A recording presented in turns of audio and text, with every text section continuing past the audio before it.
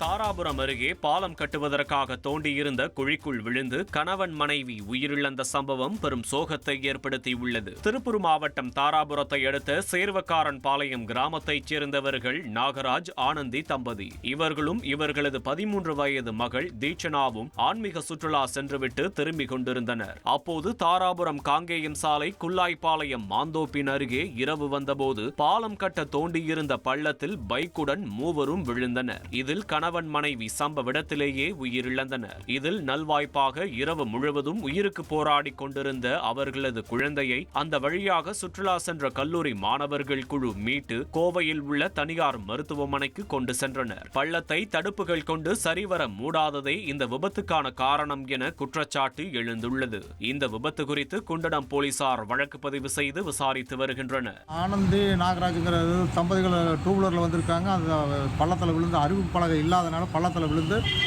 2 பேரும் spot out ஆகிட்டாங்க.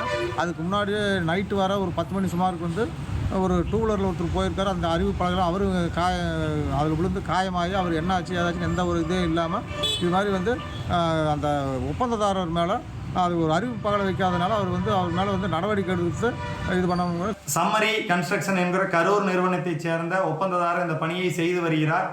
இவர் பார்த்தீங்க அப்படின்னா அமைச்சர் ஏவாவேலுவினுடைய உறவினராக விபத்துக்கு காரணமான ஒப்பந்ததாரர் மற்றும் அலுவலர்கள் மீது கடுமையான நடவடிக்கை எடுத்து அவர்களை கைது செய்ய வேண்டும்.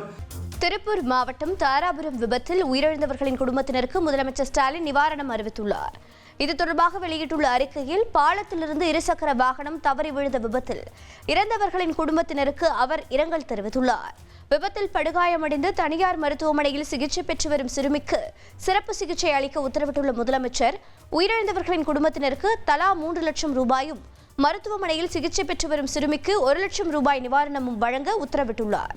உங்கள் தந்தி 1 தொலைக்காட்சியில் கால பைரவன் தினமும் காலை 8 மணிக்கு காண தவறாதீர்கள்.